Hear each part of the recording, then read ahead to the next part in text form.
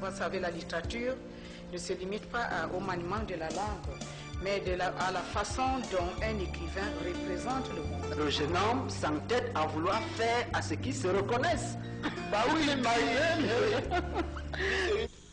Bonjour amis téléspectateurs du Line TV. Comme il est toujours de coutume quand il est lundi 11h, nous recevons toujours un invité de marque dans notre étude de recherche. Alors pour cette nouvelle édition, nous allons donc à la rencontre de celui-là qui nous a fait l'honneur, comme tous les lundis, de venir sur ce plateau nous partager l'expérience et surtout d'étudier avec lui ensemble dans les fins de cette recherche et surtout de vous présenter un nouveau ouvrage.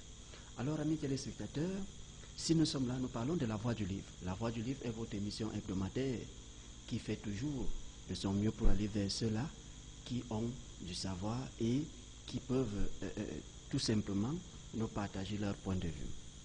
Alors, pour cette nouvelle émission, nous allons donc rencontrer, il est là sur ce plateau, M.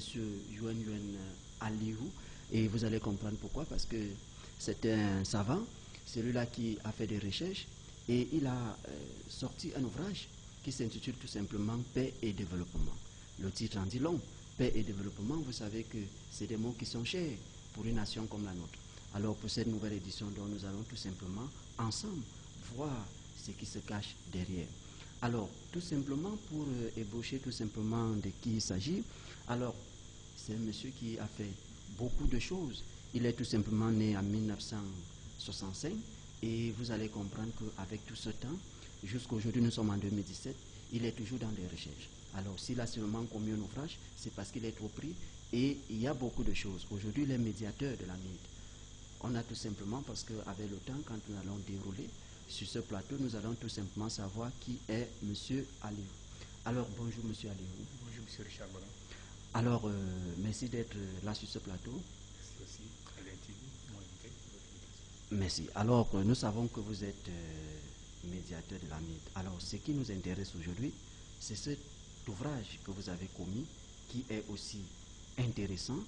Et on remarque très bien que dans vos recherches, on a vu, je ne sais pas, c'est des palmeraies avec un Afrique qui est dessiné au niveau de l'ouverture, c'est-à-dire l'enveloppe. Alors, est-ce que ça a une particularité? Comment vous avez fait le choix de l'image déjà? Déjà, quand je commence d'abord par remercier cette chaîne de télévision, l'INTV, qui m'a offert cette opportunité de parler de ce document, précieux pour moi et aussi pour la communauté des hommes. Un document qui généralement parlera de la paix, et pas de la paix et du développement. Si nous avons choisi l'Afrique, c'est parce que l'Afrique, c'est ce berceau de l'humanité qui, depuis longtemps, a été convoité et continue à être convoité. Et là regorge des ressources énormes. Et que tout le long de son histoire, l'Afrique se recherche. Elle veut découvrir par lui-même ses propres modes de développement. Nous avons mis de l'autre côté dans cet ouvrage le palmier, ces feuilles de palmier, pour signifier que ce programme demande du temps. Ça demande les recherches, généralement, c'est les Africains, ils veulent toujours agir sur les choses à très court terme. Les Africains n'ont pas l'habitude de pouvoir réfléchir sur des projets à long terme. Tout à fait. Donc, raison pour laquelle, pour bâtir une nation, il faut concevoir ces bâtisses et ensuite concevoir un plan d'intégration du programme dans l'espace laïque. Alors, cela suppose donc que quand on parle de paix et développement, dans ce que vous avez élaboré dans cet ouvrage, c'est un plan de développement pratique. C'est un plan de développement né, une théorie née de la pratique. Ok. Alors, puisque déjà, à l'entame de votre ouvrage, il y a une série de questionnements que vous-même vous posez. Par exemple, celle-ci, quel est le système de participation pour les communautés musulmanes? Alors, déjà, nous savons que vous-même, vous êtes déjà d'abord musulman. Et quand vous posez cette question, avez-vous trouvé, puisque c'est une question que vous posez en sous-titre, Avez-vous trouvé une réponse ou aujourd'hui vous êtes toujours à la recherche de ce système? Est-ce que vous avez pu trouver un système de participation pour les communautés musulmanes? Déjà, quand je pose cette problématique, ce n'est pas dit que les musulmans n'ont pas un système de participation au développement. Oui. Nous ne sommes pas les premiers. Cette religion est venue avec l'arrivée du prophète Mohammed sallallahu alayhi wa sallam. Avant le prophète sallallahu alayhi wa sallam, l'islam a existé, mais pas avec le nom de l'islam, comme on le voit maintenant. Adam, Abraham, Noé, tous, Jésus, ils ont amené des pensées, des visions, des révélations divines qui a conduit, échangé et poussé les gens à avoir des domaines de vie vivant ensemble qui est mieux élaboré. Mais si maintenant on repose cette question, parce qu'au fil des dégradations du temps, la communauté musulmane, après les indépendances, ou après les passages de plusieurs califes, il y a eu maintenant une forme de réforme qui n'est pas venue des musulmans. Parce que les musulmans ont eu des réformes à leur temps. Mais actuellement, l'Occident a amené plusieurs visions du développement du monde et que les musulmans les ont épousées. Maintenant, est-ce qu'à partir des références islamiques, à partir de la communauté musulmane, une nouvelle impulsion du développement peut partir de cette communauté en direction de l'humanité? C'est une problématique, ça veut dire une recherche. Oui. Donc il faut donc maintenant partir de la modernité actuelle, de vivre ensemble dans l'espace actuel, pour voir si les musulmans peuvent avoir un autre apport pour développer et donner des solutions aux problèmes de l'humanité actuelle. Voilà donc, et nous avons dit, on répond par oui. Effectivement, ce programme, depuis 20 ans de recherche actuellement, nous avons élaboré des solutions pragmatiques et qui sont même révolutionnaires dans le cadre de la paix. Parce que quand il faut révolutionner, on révolutionne avec la guerre. La plus grande révolution au monde, c'est celle qui est pacifique. Parce que le défi actuel aujourd'hui n'est pas de dire aux gens, je vais vous donner la nourriture, mais il faut que je vous tue d'abord. C'est de dire que je vais vous donner la nourriture, mais il faut que je vous sauve d'abord. Il doit vous mettre d'abord en vie, afin que vous m'aidiez à vous aider. Ça, c'est la problématique de ce document. Il faut donc voir tout être humain comme base de contribution à la production, à la consommation, à la bienséance, au développement de l'humanité. Donc il faut qu'il vive à tout prix. Donc il ne faut pas qu'il meure à tout prix. Alors, Monsieur Aliou, nous savons que déjà, avec votre parcours, déjà, vous êtes sorti du Cameroun déjà en 97, avec beaucoup d'idées en 91 aussi. Vous avez fait beaucoup de pays en Afrique. Est-ce que le fait de ces pays que vous avez pu visiter, les problématiques que vous avez rencontrées, est-ce que ça a un rapport avec l'inspiration de cet ouvrage? Bon, l'ouvrage en lui-même, pas de la manière que Allah, le Créateur, m'a permis de venir au monde. Oui. Je suis né d'une famille, je dirais bien, bon, avec des parents très âgés, oui, et aussi pauvres, et que j'ai eu des difficultés même pour m'en sortir.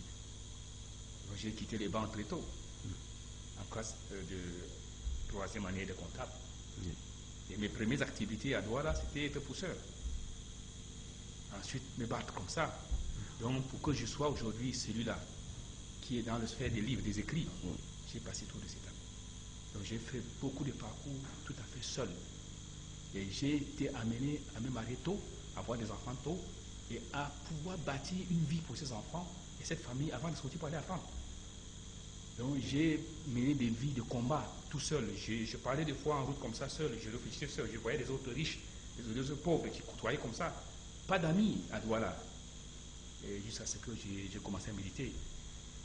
Et en fin de compte, j'ai compris que la main du Créateur qui m'a pris par les mains, il m'a dirigé, il m'a fait en sortir, m'a poussé à comprendre qu'après 3 ans, 4 ans de travail, il fallait que je sorte pour aller essayer de travailler pour le bonheur de l'humanité.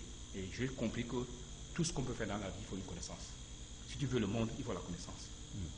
Et si tu veux le paradis, il faut la connaissance. Donc, je ne pouvais pas rester ignorant. C'était un défi pour moi.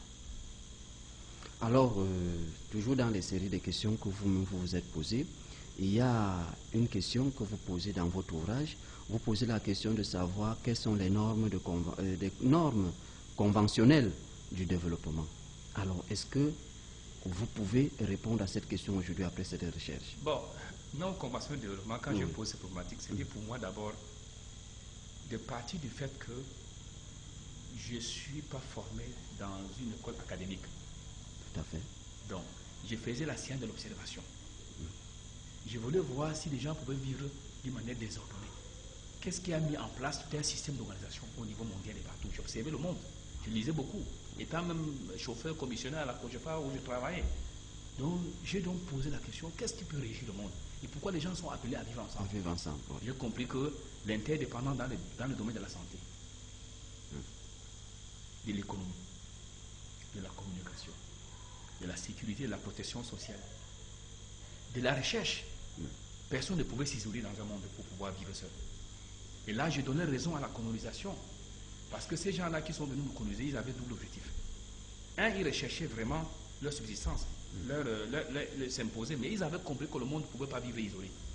Il fallait remettre les mondes tous en groupe.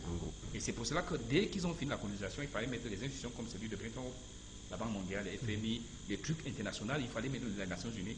Toutes ces structures internationales, tous les gens qui combattaient pour la libération partaient au niveau des Nations Unies.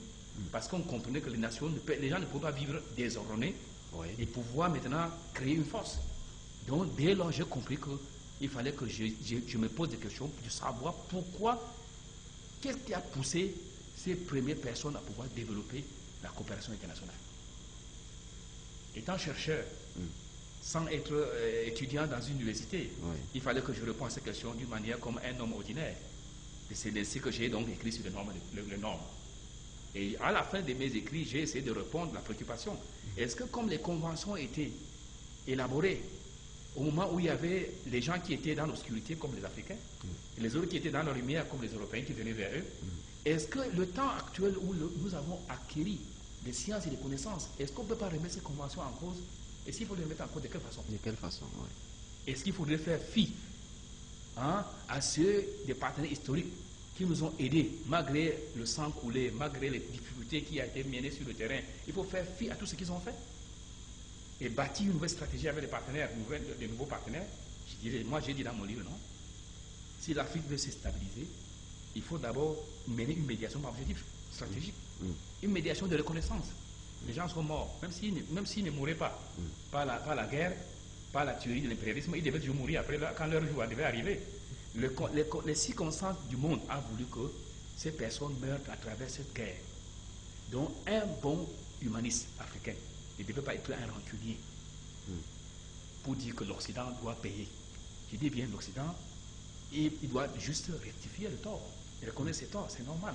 Mais il doit bâtir une nouvelle collaboration avec l'Afrique en mettant en compte les éléments du fait que l'Africain actuellement n'est plus celui du temps passé. C'est quelqu'un qui a passé, il a entré dans l'école occidentale, il est parti en Europe, il a vu comment les autres vivent, il a même pénétré des religions, il a une diversité culturelle, il a une maturité, il a compris. Lui aujourd'hui, on ne peut plus venir imposer les choses, c'est pas plus possible. Donc il faut négocier avec lui, il faut le mettre sur la table de négociation, il faut élever le niveau du débat. Et c'est pour cela que dans le document, j'ai soutenu une réforme des conventions par la voie de la négociation, mais pas le rejet total.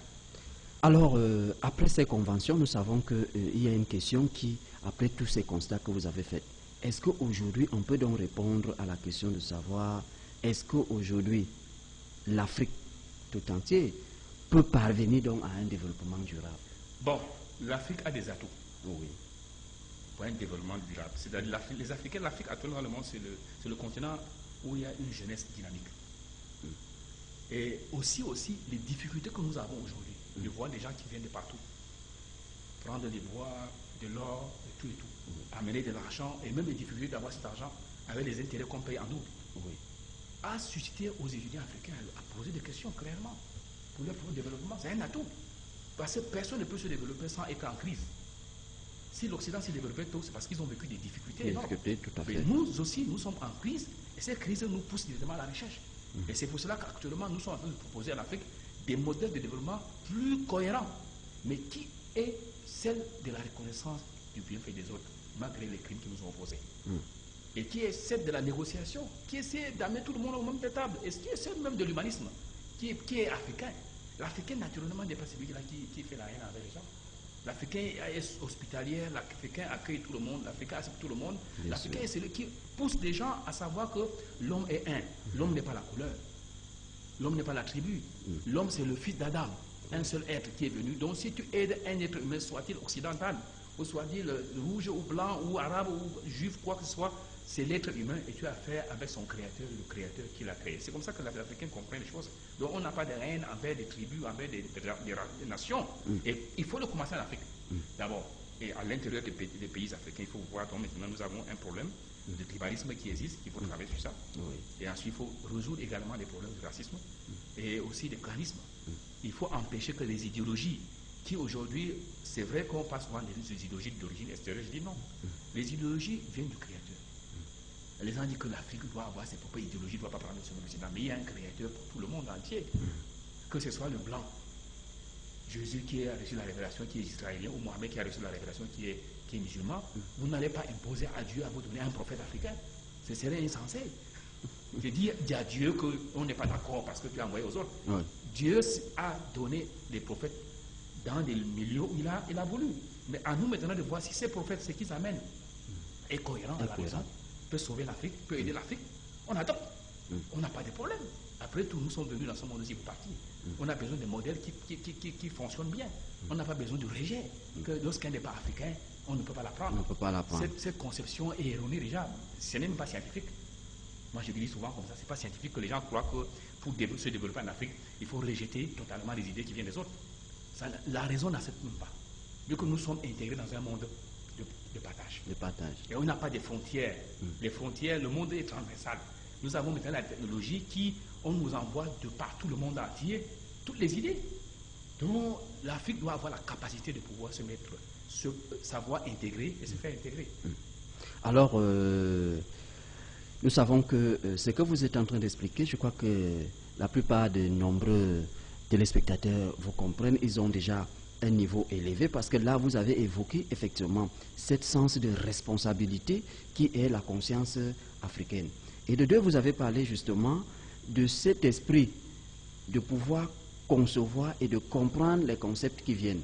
Parce qu'aujourd'hui, vous avez parlé du fait que, parce qu'il y a toujours eu cette opinion où les gens réclament toujours des religions africaines, on dirait que ceux qui viennent, vous l'avez bien souligné, disant que nous sommes d'une même paix et que nous sommes d'un humain et que nous n'allions pas imposer au Créateur de nous envoyer des prophètes en Afrique. Ou alors, si vous êtes dans une famille, vous n'allez pas demander à Dieu de donner la connaissance à tel ou tel fils. C'est Dieu qui choisit et si vous le suivez, vous allez dans le bon chemin. Alors, ça c'est important. Alors maintenant, je voudrais savoir comment est-ce qu'on peut donc s'unir, c'est-à-dire unir nos cœurs donc, dans un projet humanitaire. Qu'est-ce qu'il faut pour que les Africains soient donc cohérents, pour qu'effectivement, en revendiquant nos droits, comme vous avez dit tantôt, avec l'Occident, renégocier, quel est ce atout que nous pouvons avoir pour effectivement réclamer d'une même voix? D'abord, je dirais bien que dans notre document, nous avons pensé des objectifs très clairs. Oui. Premièrement, nous avons dit qu'il faut un appel à la solidarité globale. Oui. La solidarité globale, il faut mettre sur pied des bases de conscientisation de l'Afrique, des Africains. Et pour le faire, il faut responsabiliser les consciences. Parce que tout se tourne autour de la raison.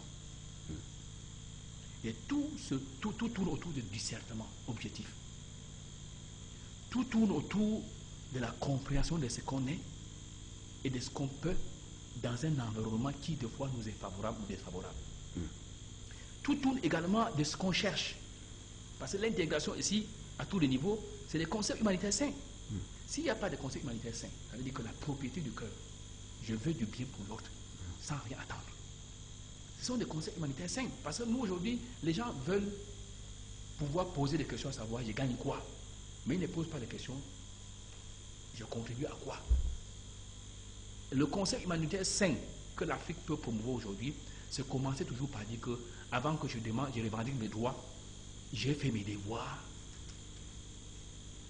Il faut purifier sa façon de voir le monde. Il faut d'abord se remettre soi-même en cause, pas remettre les autres en cause. Ouais. Chaque fois, il faut dire que c'est moi qui ai commis l'erreur. Il se peut que.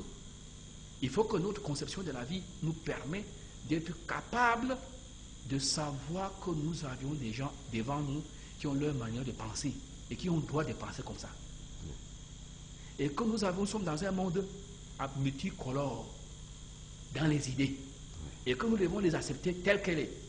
Et que nous devons approcher les gens pas parce que ils nous donnent, mais parce que nous les donnons. Parce que si nous donnons, la main qui donne est plus haut que la main qui prend. Donc produisons des idées objectives. Saines et pures, les gens vont le prendre. Produisons des idées humanistes, saines et pures, les gens vont les prendre. L'Occident aujourd'hui a une défaillance morale de haut niveau. L'Afrique peut aujourd'hui à la conquête de l'Occident avec la moralité, la bonne moralité. Les bonnes cultures, les bonnes mœurs. Oui. Et surtout aujourd'hui, ramener l'homme comme homme, parce que l'homme est devenu animal. Donc l'Afrique peut encore porter ce message de l'homme-homme, qui n'est pas l'homme animal qu'on voit aujourd'hui. Oui. Qu'on perturbe la vie, qu'on veut nous faire croire qu'on est la liberté du libertinage humain. Ou qu'on peut transformer l'homme dans toutes les formes qu'on veut. La défense aujourd'hui veut que la moralité soit la chose que l'Afrique propose au monde. Oui. C'est notre ressource capitale qu'on peut actuellement donner au monde. Et je disais souvent que dans mes recherches, quand j'étais à l'université de Khartoum, je disais souvent quand je faisais mes sorties spirituelles de méditation, je dis bon, s'il faut que l'Afrique donne quelque chose au monde. Est-ce qu'il va courir derrière la technologie occidentale? Il deviendrait esclave. Il va courir parce qu'il faut dire que chaque fois qu'il découvre quelque chose de nouveau, les autres découvrent plus que lui. Oui. Il fait que courir. Dès qu'il voit qu'ils sont très loin, il fait une course terrible, il se fatigue. Mais est-ce qu'il va venir devant ou il va venir par derrière? Donc il doit venir devant. S'il vient devant, il doit identifier ce qu'ils n'ont pas. Parce que le monde, c'est la complémentarité, c'est le changement. Ouais. Ils n'ont pas quoi? Ils n'ont pas la moralité. Venons devant eux avec le moral. Ils vont venir devant nous avec la technologie. On partage. Ils donnent la technologie, nous donnons le moral. Ils donnent la technologie, nous donnons les valeurs éthiques. Ils donnent la technologie, nous donnons la conscience. Nous donnons le respect de l'homme, le respect des valeurs humaines, le respect des conventions internationales. On n'est pas les premiers à les dénouer. On négocie d'égal à égal. Et voilà, avec ça, l'Afrique maintenant est en train de prendre. Il est parti au marché du donner et du recevoir. Et avec ça, nos enfants futurs vont être des grands personnages qui vont faire des recherches dans le domaine de la technologie. On en a déjà beaucoup de personnes qui le font déjà. Mais la dimension évolutive du monde technologique est une dimension sans conscience. Et comme elle est sans conscience, l'Afrique doit les conscientiser. Oui. Et c'est ça que nous appelons le thème d'appel à la solidarité. Maintenant, il faut faire la mise en confiance des leaders de la vie publique et civile. Il faut mettre tout le monde en confiance. Premièrement, le modèle que nous proposons aujourd'hui n'est pas un modèle d'État, ni gouvernemental. C'est un modèle d'intégration sociale dans l'espace laïque. Mettre les gens en confiance, on n'est pas là pour pouvoir avoir un poste à la commune, ou de conseil municipal. On n'est pas là pour avoir un poste de député. On n'a pas besoin d'être ministre. On n'a pas besoin d'être chef de l'État pour pouvoir mettre sur ce modèle. On a besoin d'être un homme tout court, qui est humain et qui veut aider les gens. Et quand vous sortez ça de votre tête, d'associer un programme humanitaire à un objectif de pouvoir, vous devenez saint et pur. Vous recevez maintenant de Dieu toute inspiration, parce que vous êtes désintéressé. Mais si vous mettez que je veux être conseiller municipal demain, je veux être député demain, je veux être ministre demain, je veux être chef d'État demain dans un programme pareil, vous n'allez pas supporter la souffrance que vous devez aller vers les pauvres. Laver les pieds de votre maman ou des pieds de maman qui sont au village, les mettre, les papas, laver leurs habits, les mettre à l'aise, faire des longues marches pour aller cultiver les champs et les plantations des parents au village dans un programme pareil, et souffrir pour que les autres vivent bien. Quand tu seras dans une mer là, tu vas sortir quand de ton bureau pour aller au village, pour aller partout. On ne refuse pas les maires, on ne refuse pas les chefs d'État, c'est bon. Mais ils naîtront d'où? Ces mères naîtront d'où? Ils naîtront de nos enfants ou de nos familles qui ont été bien éduqués. Bien éduqués, oui. Et pour ce fait, tu n'as pas besoin de courir pour eux. Tu dois courir pour l'éducation de la masse. Donc, tu sortiras de la masse les personnes éduquées par toi. Et ils seront des bons gouvernants, ils vont te laisser faire le travail. L'objectif n'est pas la gouvernance. Même que la gouvernance humaine est très importante, parce que cette gouvernance va nous permettre de voir ce qu'on appelle ici une bonne suivi. Vous allez voir ça dans ce que j'ai développé ici. Même dans le programme, je disais bien, comme disaient certains scientifiques, ils ont dit que nous avons oublié d'importance à cette gouvernance. Et nous nous figeons dans les gouvernances verticales, qui nous font des blocages partout. Alors que la gouvernance horizontale est une gouvernance de masse qui n'a rien à y voir avec la gouvernance hiérarchisée, où les députés, les gens viennent faire, ils veulent qu'on amène tout le monde devant eux pour qu'ils voient qu'ils sont en train de faire un travail. C'est la gouvernance des prophètes qui passaient inaperçus pour faire des actes humanitaires. C'est des prophètes, ils gouvernaient des hommes, ils gouvernaient de cœur, ils ne gouvernaient pas le corps. Parce que les gens venaient par eux à travers leurs actions. Et quand même ils mouraient, les gens ne savaient pas qu'ils étaient morts. Il n'y avait pas de tapage. Ils mouraient sans que quelqu'un ne connaisse. On savait qu'il y avait un homme qui était passé là parce qu'on a vu son œuvre. Oui. Mais il a gouverné quand il vivait, il a gouverné après sa mort. Il n'y a pas eu de tapage, on ne l'a pas nommé, on ne l'a pas dit qu'il est devenu Nji comme M. Bamoun. On n'a pas dit qu'il est devenu ministre, on n'a pas gradé, on n'a pas rien fait, il n'a rien reçu. Il n'a pas été gradé à l'université en docteur au Noriza. Non, il a été juste gradé devant le Créateur parce que le Créateur a vu qu'il a fait un travail humanitaire. Il est mort comme il est venu. Il est mort comme il est venu. Il n'est pas mort totalement riche, tout ça, je ne sais pas ce qu'il importe. Alors, Cheikh, vraiment, c'est bien dit. Nous allons revenir sur ce programme que vous mettez dans ce pied, qui est dans la MID. Alors, nous allons prendre tout simplement respiration. On va essayer tout simplement d'aller au niveau de la régie pour essayer tout simplement de nous reposer un peu. On va prendre un peu pour publicité et nous nous reverrons tout juste ici pour la deuxième partie de cet entretien. Bienvenue à Crédit. Pour toutes vos transactions immobilières, une seule adresse, Line Imo. Line Imo est une agence immobilière qui met à vos dispositions des parcelles loties, des parcelles pieds dans l'eau à des prix imbattables, les locations des voitures de luxe, la réservation de vos hôtels et appartements meublés pour votre séjour dans la cité balnéaire. Avec Line Imo, nous assurons toutes vos procédures foncières et cadastrales jusqu'à l'obtention de votre titre foncier. Infoline 699 88 32 04. Email line.touré@yahoo.fr. Avec Line Imo, c'est la sécurité foncière assurée.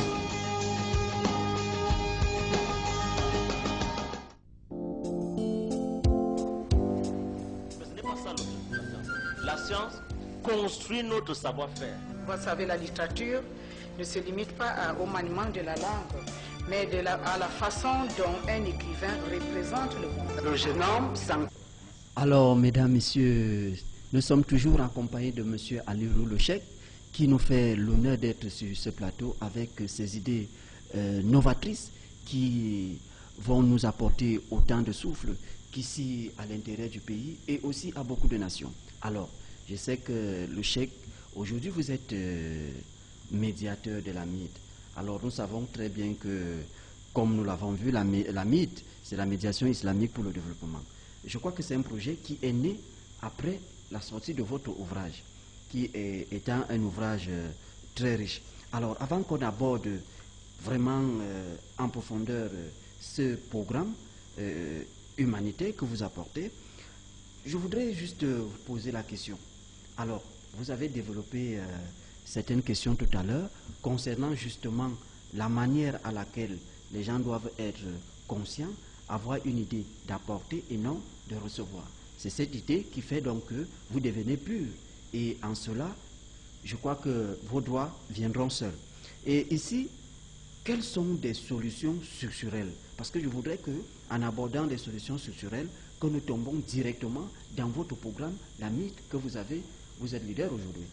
Bon, je crois qu'avant que je n'aborde les solutions structurelles, je voulais finir quelques cadres conceptuels. Vous allez me permettre. Tout à fait. Et vous m'avez posé une question, j'ai répondu vraiment, je voulais aller en détail, mais comme le temps qui nous est imparti, je vais citer quelques éléments importants qui peuvent permettre que l'Afrique, ou un programme en Afrique, prend corps. Je dis bien le premier, c'est la responsabilisation des consciences africaines. Tout à fait. Le deuxième, c'est l'unité de cœur autour des concepts humanitaires sains. Oui.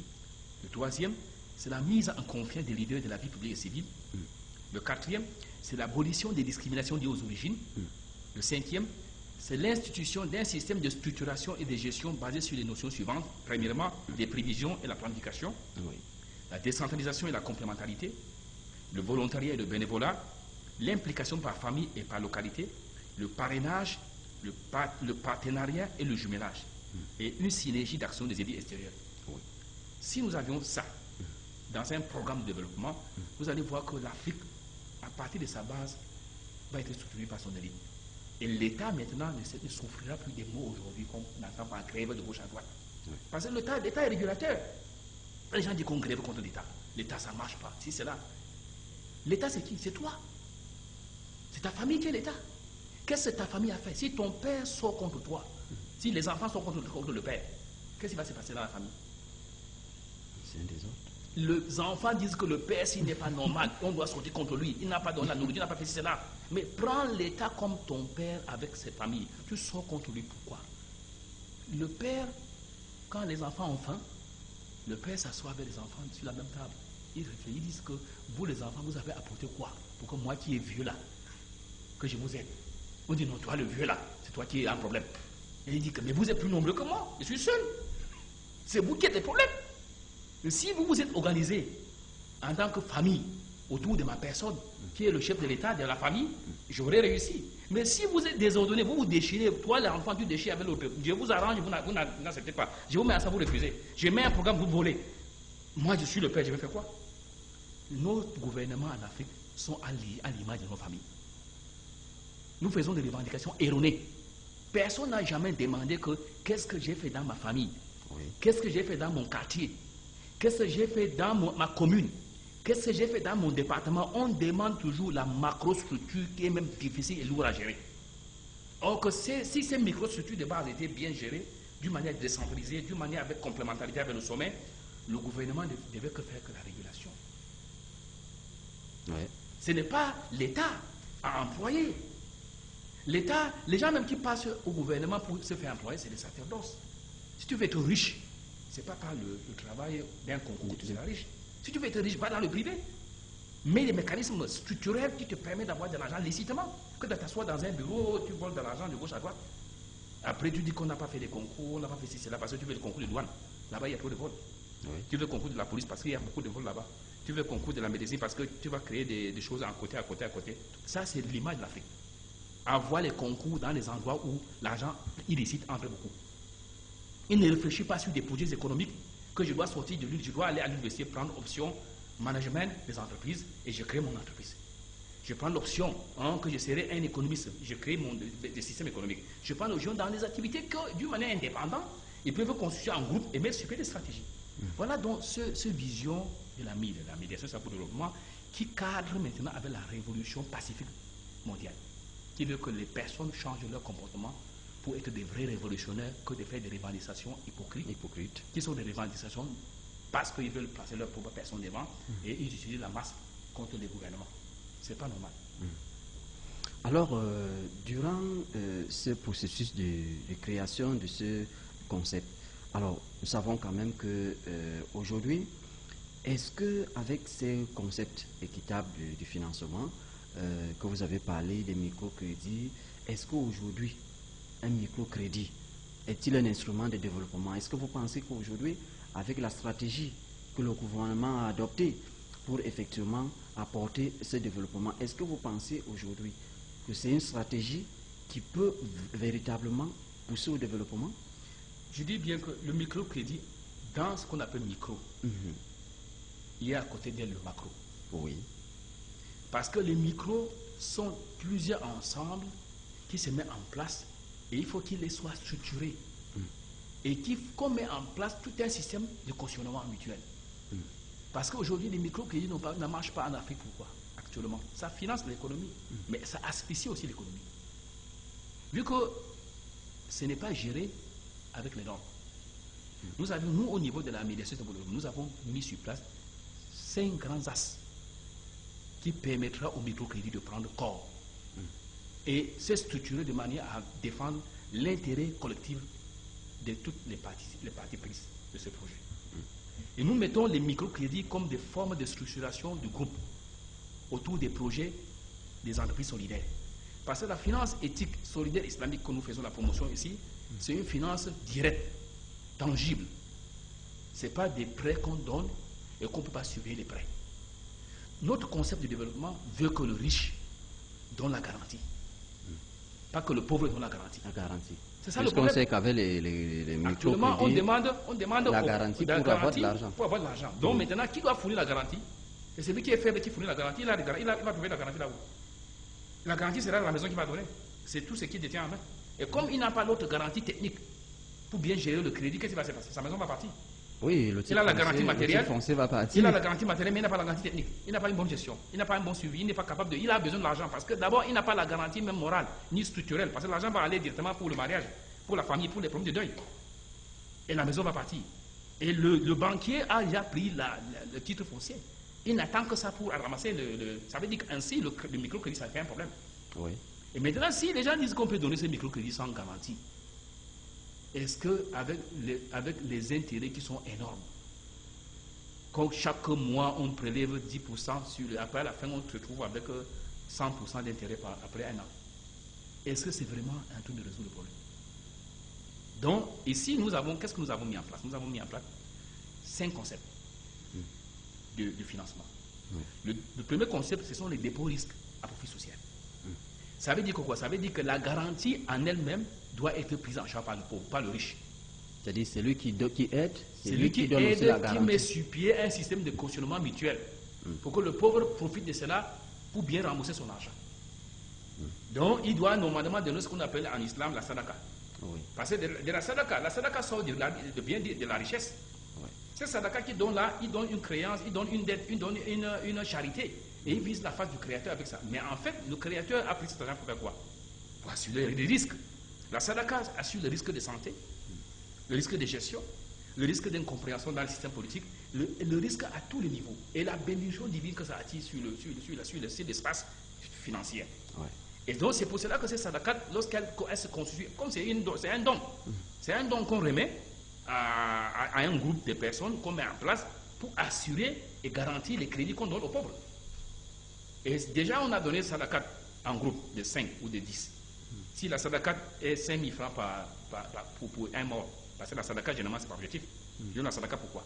Je donne la sadaka pour mon père qui est mort, qui soit protégé dans la tombe. Je donne la sadaka pour mon enfant qui vit. J'ai besoin d'attirer la bénédiction de Dieu sur lui. C'est le monde, hein? Oui. La sadaka, c'est un sacrifice que je fais que moi-même aussi, le Créateur me soutient. Pourquoi la sadaka en elle-même? Parce que la sadaka vient ici résoudre le problème de double dimension humaine.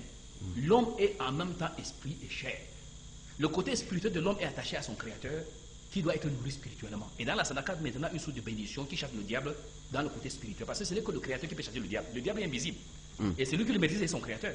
Donc la sadaka vient maintenant chasser le diable dans les finances, dans la maison, dans la famille, et purifie les gens contre les maladies et les dangers. Et ça vient même chasser le diable aussi dans la production économique. Parce que le diable, c'est celui-là qui nous pousse qui nous crée la pauvreté, qui pousse les gens à voler, qui dit vol. Mais quand la sadaka purifie ce champ d'action sur le plan spirituel, ça devient sur le plan matériel une caution mutuelle, parce qu'elle est consistante et qui ne peut servir qu'à 3 choses. Premièrement, garantir les crédits pour l'argent, les gens qui viennent donner les crédits aux gens, c'est une caution mutuelle. Deuxièmement, donner des crédits de démarrage social, sans intérêt, à des projets non matures, qui sont en voie d'expérimentation. Troisièmement, développer les partenaires économiques pour que ces sadakats se multiplient. Parce que la sadaka doit être un fonds qui doit porter, qui doit se multiplier en termes de bénédiction et en termes également matériels et financiers. Alors là, c'est le système que vous mettez en place qui joue donc ce rôle de stratégie. Alors, la première des choses que le téléspectateur qui nous regarde veut savoir, c'est qu'est-ce qu'on appelle sadaka? Le mot sadaka, ça veut dire l'assistance. Tout ce qui sort de toi vers l'autre ou pour toi, d'une manière désintéressée. Ne rien attendre derrière. Tu n'attends rien, tu n'attends que le Créateur qui te bénit. Oui. Donc c'est l'aumône, c'est la charité, et ça peut être physique. Oui. Je peux donner la sadaka avec mes réflexions, mes recherches, si je donne comme sadaka. Oui. Je n'ai pas écrit ça pour que les gens me payent. Oui. Mais je peux vendre le document parce qu'il faut que je multiplie. Oui. Mais je ne cherche pas derrière un gain matériel ou quoi que ce soit. Mais en faisant le temps dans le laboratoire, je fais des recherches sur le sadaka également. Oui. Et lorsque j'amène des personnes à rester ensemble, c'est le sadaka qui met en place. Donc elle est physique, elle est matérielle, elle est financière. Oui. Elle est même intellectuelle. Donc c'est une assistante globale. Et quand tous ces sadakats sont mis en place là, Les projets sont montés par des bénévoles assistants qui ont leurs moyens, qui veulent aider les pauvres en montant les projets. Oui. L'argent des riches qui n'ont pas le temps de monter les projets mettent l'argent autour des bénévoles assistants qui sont les techniciens. Oui. Maintenant, tout le monde contribue à ce que cette caisse, ce qu'on appelle généralement dans le gouvernement des subventions. Les subventions, oui. Les subventions, c'est la Sadakat. Oui. C'est le subvention. Parce que quand ça vient de l'État, on appelle subvention. Subvention. Mais quand ça vient des élites et l'aide au développement, Oui. c'est ce que j'ai appelé ça, l'aide au développement dans le programme de non conventionnels de développement. Oui. Parce qu'on avait besoin de cette aide au développement qui permet, c'est une sadakat, qui permet à quelqu'un qui n'a pas démarré de démarrer. Vous me comprenez bien, on lui donne gratuitement. Gratuitement. Parce que pourquoi on lui donne? Parce que déjà même l'homme qui le donne comme l'occidental donnait ça. Il donnait ça parce qu'il savait que si l'Afrique ne se relève pas, il ne va pas travailler avec lui. On te donne la sadaka parce que tu es pauvre. Pourquoi tu te lèves, tu te mets au niveau où un riche peut travailler avec toi. Sans toi, si tu es mis à coucher à toi, malade dans ton lit, tu as des difficultés financières, difficultés de techniques, le riche va investir l'argent. Il faut créer l'espace d'investissement chez le pauvre où le riche va fructifier son argent. Les riches sont souvent minoritaires, les pauvres sont majoritaires. Donc le riche doit mettre sur place un système de sadakat qui crée la garantie collective et qui permet que les pauvres maintenant prennent ce sadakat pour pouvoir garantir les crédits avec ça, qui vient du riche. Donc c'est le riche qui doit mettre sur pied la garantie. Ce n'est pas le pauvre. Oui. Alors c'est une innovation et c'est un projet qui normalement qui n'est pas connu aujourd'hui. Alors, comment ce projet est planifié? Est-ce qu'il est ouvert à tous? Et comment est-ce que les gens s'y mettent? Vous avez dit tout à l'heure là que c'est un travail qui est fait par les bénévolats, par le bénévolat. Alors, je crois que vous avez besoin de bénévoles, de ceux-là, pour comprendre ce système, parce que c'est un système qui n'existe pas. Parce que tel que vous l'expliquez, on sait que le monde existe, on sait que la charité existe, mais réfléchir sur le fait qu'en donnant cela, ça peut produire autant de bénéfices que vous expliquez, les gens ne comprennent pas. Alors, comment est-ce que vous avez pensé à cela et est-ce qu'il est ouvert à tous? D'abord, c'est un système universel. Oui. Qui n'exclut personne pour son origine. Religieux, tribal, raciste, le blanc et le noir, c'est universel. Oui. Donc notre bureau est situé à Sonin-Mimouman. Oui. Je suis le recteur de la mosquée du repenti. Et quand vous comprenez le mot repenti, ça veut dire que les gens cherchent à se repentir. Là-bas, dans le cadre de la purification de l'esprit, pour comprendre bien ce système. Donc la compréhension, c'est là la purification intérieure, la quête permanente de la paix sociale. Je dis bien la paix sociale. La paix du cœur pour la paix de l'environnement et la paix de l'entourage. Sans cet état de paix, il n'y aura pas de développement. La quête permanente de ce qu'on appelle ici la solidarité collective, par localité et par famille. Et dans les professions, nous avons cité 3 axes de mise en place de projets. Les amanats, les garanties familiales, parce qu'il faut structurer ces fonds au niveau des familles. Les amanats des garanties professionnelles, il faut structurer ces fonds par secteur professionnel et les amanats des garanties locales. Il faut que chaque quartier puisse avoir sa capacité d'avoir ce qu'on appelle ici son institution de caution mutuelle par quartier. Et ça peut se faire facilement. Parce que nous avons dans chaque quartier, si une famille se met ensemble et se connecte à nous, parce qu'il y a un technique, il vient se connecter à notre bureau, il vient nous demander ce qu'on appelle ici son agrément pour agir dans le cadre de ce projet en collaboration avec nous. Nous venons le structurer le quartier où ils habitent, on les met ensemble et on les pousse au crédit mutuel. Au crédit mutuel, à l'intérieur, sans intérêt. Sans intérêt. Et au partenariat économique avec bénéfices et profits partagés. Oui. Parce qu'il faut dire que. Il faut dire crédit sans intérêt et partenaires économiques. Tout à fait. Les partenaires économiques qui génèrent des revenus licites permettent le fonctionnement. Le crédit social sans intérêt permet la créativité des projets jeunes qui n'ont qu'un démarrage, qui sont soumis aux partenaires économiques avec le bailleur de fonds. Donc c'est un mécanisme qui permet que les fonds sociaux développent les jeunes et qui créent des laboratoires de recherche. Et maintenant, le fonds économique prend ce projet de jeunes pour le mettre à disposition des bailleurs de fonds. L'État est le premier bailleur de fonds. Nous travaillons d'ailleurs avec la Banque des petites et moyennes entreprises. Alors, il faut donc dire que comme c'est une médiation islamique, parce que l'idée que vous avez étant cet cautionnement mutuel qui est sans intérêt, vient effectivement de l'appartenance religieuse que vous avez. Bon, je vais dire que tout le monde, l'être humain est religieux, naturel. C'est pour cela que j'ai fait un plan de la spiritualité positive partageable. C'est-à-dire tout ce qui vient de l'autre, qui est positif, il l'amène. Nous sommes ouverts à toutes les religions avec ce qu'ils apportent du positif. Mais nous sommes fermés à tout ce qui convient, que ce soit de l'islam, qu'elle est négative, on est fermé. Et pour nous, le premier chose négative, c'est l'intolérance. Quand quelqu'un vient, il est intolérant, il n'a pas chez nous. Deuxième, l'individualisme. négatif. Troisième, l'égoïsme. Quand on refuse le partage, on n'est pas venu. Si tu veux venir chez nous, tu dois être tolérant. Si tu dois venir chez nous, tu dois refuser l'individualisme. Nous fonctionnons avec les cautions mutuelles. Il faut au minimum 5 personnes qui acceptent de vivre ensemble. Si tu ne veux pas vivre ensemble dans ton quartier avec quelqu'un, vis ensemble dans ta famille. Si tu ne peux pas vivre ensemble avec des gens dans ta famille, vis ensemble dans ta profession. Si tu viens me dire que mais je veux seulement ma part seule, je dis mon ami, tu n'es pas de nous. Nous sommes une société de cautionnement mutuel. Le minimum de caution, c'est 5 personnes. Parce que nous avons les cautions humaines. Minimum, c'est 5 personnes. Nous avons les cautions financières. Minimum, c'est 500 000 par groupe. C'est une caution que vous mettez, c'est sadakat. C'est une charité que vous allez vous-même mettre ensemble. 500 par groupe que vous pouvez développer en 5 ans. En mettant 10 000 francs de sadakat au nom de vos familles. Et dans un quartier où il y a 100 familles, nous cautionons une caution mutuelle de 50 millions. Là où il y a 100 foyers.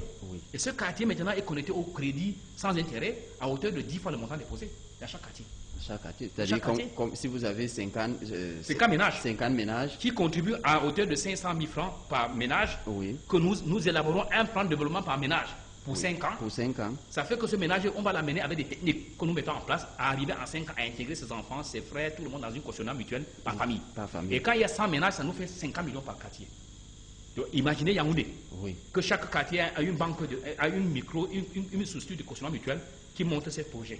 Et que l'État maintenant est garant avec la banque des PMI où nous avons ouvert notre compte. Parce que c'est sous l'autorité du gouvernement que nous faisons ça. C'est l'État qui est garant de ça. Parce que c'est l'argent c'est le denier public, c'est pas notre argent. Et ce n'est plus pour vous parce que vous avez donné une sadakat, ça ne nous appartient plus. Ça appartient à qui? Ça appartient à la collectivité. Et qui est garant de la collectivité? C'est l'État. C'est le denier public. C'est passible à tout. Un franc qui quitte là-bas, c'est l'État qui arrête les gens qui mettent en prison. C'est pour cela que nous avons écrit au gouvernement. Le gouvernement nous a envoyé à la banque des PMI, qui est la banque gouvernementale qui doit normalement structurer les petites et moyennes entreprises. Nous devenons maintenant cette caution mutuelle de la banque de PMI pour pousser les PMI à avoir des garanties sans présenter quoi que ce soit. C'est nous qui garantissons les PMI auprès de la banque de PMI. Donc, le gouvernement ça veut dire que cette garantie de 50 millions permet donc d'avoir 10 fois le montant. 10 fois le montant déposé de l'État et des partenaires extérieurs que avec qui nous avons signé le contrat, avec la banque de petites et moyennes entreprises. Alors c'est beaucoup d'argent, Cheikh. Alors comment donc faire pour gérer ces moyens? Mais la gestion, elle est participative. Nous commençons par d'abord les femmes. C'est les femmes qui gèrent ça.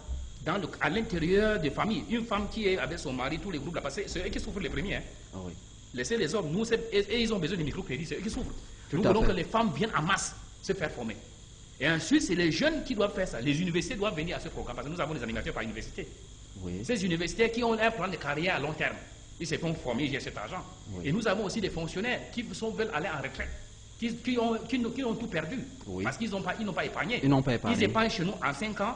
Après 5 ans, nous les donnons des crédits chasse de 12 millions pour avoir une maison, pour avoir un fonds économique et pour avoir une assurance et pour avoir une fonds de formation de leurs enfants. Est-ce que déjà c'est le crédit que vous donnez, on sait que les banques islamiques ont une certaine forme de crédit qui n'est pas sans intérêt. Est-ce qu'aujourd'hui, cette épargne a un rapport avec le crédit que vous donnez? Non, nous sommes une caution. Nous n'avons pas notre épargne, nous ne sommes pas une banque. Il faut mettre ça, nous ne sommes pas une banque. Nous travaillons avec la banque des PMI. Qui est la banque camerounaise de petites et moyennes entreprises. Nous sommes une société de cautionnement mutuel, une association simple. Nous faisons dans l'aide humanitaire. Nous ne sommes pas une banque. C'est pour cela que nos crédits sont accrochés à la banque des PMI, qui garantit l'argent de nos partenaires, qui vient financer ce genre de programme parce qu'ils ont besoin. Nous avons signé un memorandum d'entente avec l'État pour construire 145 000 logements au Cameroun. 145 000 logements. Au Cameroun, oui. Cet logement doit être conçu sur la base de ce concept. Donc, on vous donne les logements et vous n'êtes pas directement, vous êtes indirectement impliqué dans le remboursement, pas directement. Ça veut dire que ce n'est même pas vous qui remboursez les crédits. Mais vous avez participé avec nous en 5 ans à mettre en place ce projet avec hauteur d'1 million maximum, en cotisant 500 francs tous les jours, ou 15 000 francs par mois, ou peut-être comme vous donnez une fois. Après, au courant, vos dossiers de logement passent chez nous. On a un comité qui structure vos logements avec les gouvernements. Nous avons des accords avec la SIC, nous avons avec la Maïtu, nous avons avec le Mindu, nous avons avec les communautés urbaines du Cameroun, nous avons avec les mairies. Nous sommes en train de travailler avec le FECOM. Tous ces gens-là sont en pourparlers avec le programme de la MID. Et beaucoup de partenaires sont venus. Nous étions en Chine, nous étions à Dubaï, nous étions en Turquie. Nous avons donc engagé tous les partenaires pour soutenir ce programme de développement participatif à travers le crédit chasse. Le mot chasse veut dire crédit habitat pour la stabilisation socio-économique. chasser la pauvreté, chasser la haine, chasser l'égoïsme à travers l'habitat qui devient une garantie. Et que quand nous vous donnons votre habitat devient la garantie, la part économique que nous mettons dans le crédit qu'on vous donne, le package de crédit. Oui. Un minimum, quand on prend un minimum de 12 millions, c'est pour un mototaximan. Il n'a pas de moyens. 12 millions 12 millions, c'est mototaximan. de crédit. Oui, mototaximan, c'est 12 millions qu'on lui donne. Oui. 5 ans de cotisation de 500 francs. Ça fait une accord cotisé moins d'un million. Moins d'un million. À 5 ans. À 5 ans. Et on rembourse d'abord, c'est 1 million là, on rembourse son argent d'abord. Oui. Après, maintenant, on lui donne un crédit de 12 millions que lui ne rembourse pas directement. C'est une structure, parce qu'ils sont dans le groupe de 10. Oui. Le logement, on le fait à 7 millions parce qu'on fait un groupé. L'État nous aide à avoir des exonérations. Oui. Et ensuite, maintenant, nous avons 3 millions au sein d'une coopérative où il est membre pour fructifier de l'argent qui va rembourser cet argent. Nous avons 1 million pour former les enfants de ce groupe. Et nous avons 1 million pour assurer le crédit. Ça fait 12 millions. Ça fait 12 millions. Donc, le remboursement, c'est fait 100 000 francs par mois.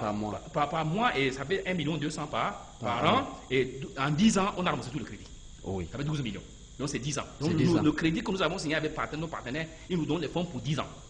Et nous avons donc des partenaires avec qui nous travaillons et qui ont déposé leur dossier à la Banque des petites et moyennes entreprises. Les négociations sont avancées. Donc, Cheikh, on comprend donc que comme nous arrivons à la fin de ce programme, nous comprenons donc que c'est un programme innovateur qui est aussi complexe qu'on puisse le dire ici à la télé. Mais vous avez parlé tout à l'heure que vous avez besoin de ceux-là qui ont un plan de carrière à long terme comme les étudiants. Les étudiants, oui. Vous avez besoin d'eux qui viennent s'approprier du projet, les mototaximens, les Bayam Salam, les Ba Salam. Tous les gens qui sont dans l'informel. Parce que nous sommes en train de mettre les structures formelles. Oui. On prend 10 personnes, on crée d'abord une entreprise pour un PME. Parce qu'il doit payer des taxes à l'État. On doit les indiquer. Ce sont des entreprises citoyennes. Oui. Parce que si l'État n'a pas de taxes, il ne fonctionnera pas. Ok. Et que vous avez aussi mentionné la taxe que... aussi, c'est la sadaka qu'on nous donne. Ça vous avez la bénédiction. Les gens paient la taxe à contre-cœur. Alors que la taxe, c'est une contribution pour la route. Pour la route. Pour pouvoir la santé qu'ils donnent. C'est une sadaka. La taxe, nous devons payer la taxe avec joie. Sachant que cette taxe que nous donnons à l'État, c'est une sadaka que nous donnons à l'État. Allah va nous bénir. Maintenant, on est contre-cœur avec la taxe. Alors on se cache partout pour ne pas payer les taxes. On fuit la sadaka, on fuit la bénédiction de Dieu. Parce qu'on confond la taxe à l'État. Alors que la taxe, c'est pour Dieu qu'on donne. Oui. Sans la taxe, il n'y a pas les routes. Sans la taxe, il n'y a pas les hôpitaux. Sans la taxe, il n'y a pas les fonctionnaires qui doivent. Et ça, il n'y a pas des écoles qui sont nos enfants. Donc la taxe, c'est la sadaka. Donc, Cheikh, c'est bien dit. Et nous souhaitons vraiment que la plus grande population du Cameroun puisse s'approprier du projet. Vous avez dit que vous étiez situé à Mimboman. Sonel Mimboman. Donc. À partir de l'hôtel du plateau, lycée bilingue et terminus. Vous allez voir un grand complexe là-bas que moi j'ai bâti en 10 ans avec ma femme. Oui. Père Sona vient de mourir. Madame Halima Yoyona. Oui. Elle est maintenant devant son Seigneur. Quand elle a donné le paradis, elle a laissé sa maison. Cette maison où j'ai habité avec elle pendant 10 ans, on a bâti ce complexe qui vaut aujourd'hui maintenant 400 000, Inch'Allah. Ok. Inch'Allah, on croit donc que tout cela sera fait et je crois que vous attendez de nombreux participants qui viennent comprendre ce que c'est que la MID et qui s'approprient du projet. Nous vous remercions donc d'avoir été parmi nous ce matin et nous espérons qu'à chaque fois que nous lancerons un appel auprès de vous, vous aurez du temps pour partager cette expérience avec nous. Chers amis téléspectateurs, nous vous remercions aussi. Lynn vous remercie d'avoir été de nôtres et surtout de suivre ce programme qui est un programme hebdomadaire. La Voix du Livre est votre émission qui reçoit tous les lundis un écrivain, un auteur pour nous partager son expérience. On se dit tout simplement à lundi prochain et si vous êtes à table, bon appétit. Mais ce n'est pas ça la science construit notre savoir-faire. Vous savez, la littérature ne se limite pas au maniement de la langue, mais à la façon dont un écrivain représente le monde. Le jeune homme s'entête à vouloir faire à ce qui se reconnaissent. Bah oui, il est marié.